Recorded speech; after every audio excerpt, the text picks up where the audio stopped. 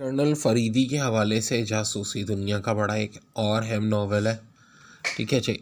और इस नावल में सीधी सादी बात हम जो पढ़ने जा रहे हैं आज, बड़ी अहम तरीन कहानी आज, और इसका नाम है भयानक जजीरा।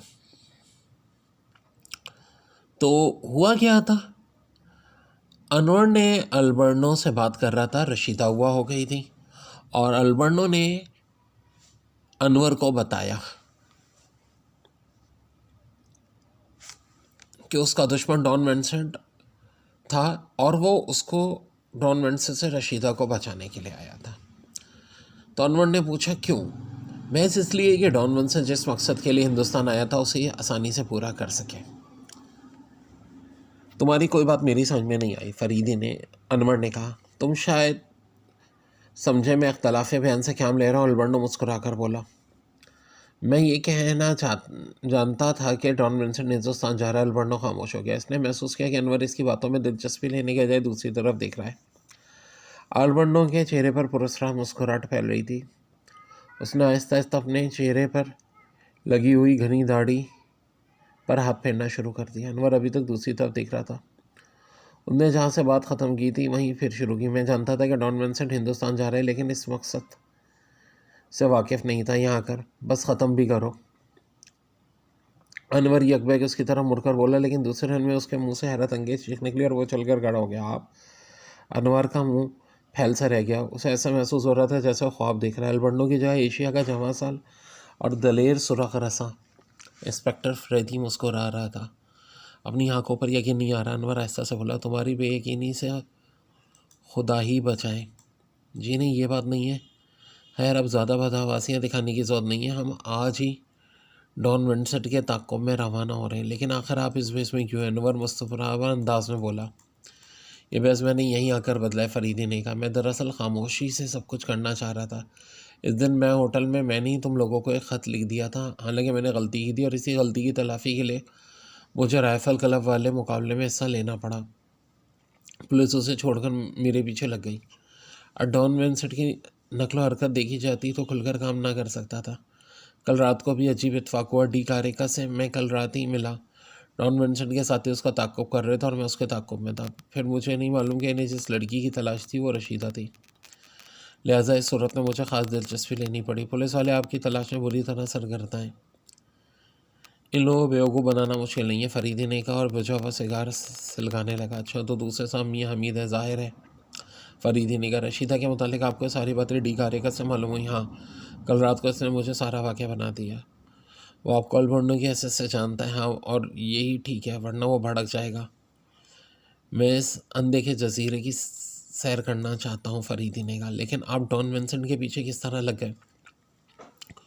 एक दिन हम लंदन के जेफरस होटल में रात का खाना खा रहे थे। हमारे साथ स्कॉटलैंड यार्ड का चीफ इंस्पेक्टर ब्राउन भी था। हमारे करीबी डॉन विंसेंट और इसके साथी भी मौजूद थे। ब्राउन ने मुझे बताया कि ये इन लोगों को मुश्तबा समझता और इन्होंने कोई ऐसी हरकतें की कि फरीदी को उनमें दिलचस्पी लेने पर मजबूर होना पड़ा। और फिर फरीदी को इनकी गुफ्तगू से मालूम हुआ कि वो हिंदुस्तान जा रहे हैं। फरीदी जो कि स्पेनिश समझ लेता था, इसलिए उसने उनकी गुफ्तगू ध्यान से सुनी। उन्होंने डी कारेका का नाम भी लिया। वो डी कारेका का ताक़ुब कर रहे थे। इनमें से एक का ख्याल था कि डी कारेका की मंजिल हिंदुस्तान हो ही नहीं सकती। मुमकिन है वह वहाँ से भी कहीं और चला जाए। किसी लड़की का तस्करा आया जिसे वो पकड़ कर अपने साथ ले जाना चाहते थे। बहरहाल ये ख़ास किस्म का मोहम्मद था। फरीदी खां कह कर के खामोश हो गया। जब आपको ये नहीं मालूम कि डॉन विंसेंट क्या गया तो आप इसका ताक़ुब किस तरह करेंगे? ज़ाहिर है वो रशीदा को पा जाने के बाद इस जजीरे का रुख करेंगे। वाज़ेह है कि पूरे चोरी छुपे या से निकल जाने की कोशिश करेगा।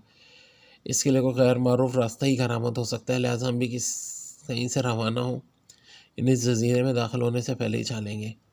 फरीदी उठकर मेज़ की तरफ चला गया और आईने में देखकर दोबारा अपने चेहरे पर मसनूई मेकअप करने लगा। तुम शायद अभी तक यकीन और शोबे की कश्मकश में मुब्तला हो, फरीदी ने थोड़ी देर बाद कहा। नहीं तो, अनवर जल्दी से बोला। मैं सोच रहा था अगर आप ना होते तो शायद वो मुझे ख़त्म कर देते। इसमें तो कोई शक नहीं, फरीदी ने कहा। अनवर ने फिर कुछ पूछना था लेकिन कुछ सोचकर खामोश रह गया। अब सोचता हूँ तो मुझे खुद हैरत होती है, फरीदी थोड़ी देर बाद बोला। कोई सही आदमी ऐसी हरकत नहीं करता। मैं आपका मतलब नहीं समझा, पागल पर नहीं तो और क्या है कि मैं इन लोगों के पीछे लंदन से यहाँ तक रोता चला आया।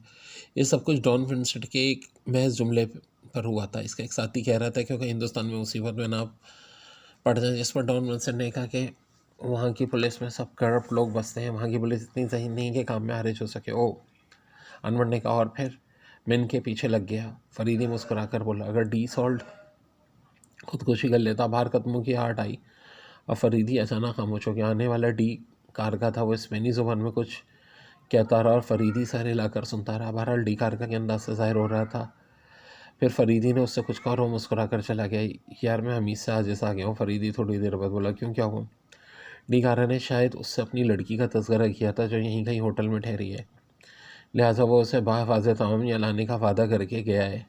डी कारगा का अफसोस जाहिर कर रहा था कि इसने इस काम के लिए अपनी खूबसूरत तरीन दाढ़ी छील कर रख दी और एक हिंदुस्तानी के भेष में गया है। इसे इस बात पर हैरत है कि हाँ, वो हम लोगों से पूरी तरह महरूब है कि अब हमें इस पुरस्कार जजीरे में ले जाना चाहता है। लेकिन इनकी कौम की तारीख में पहला वाक़या होगा।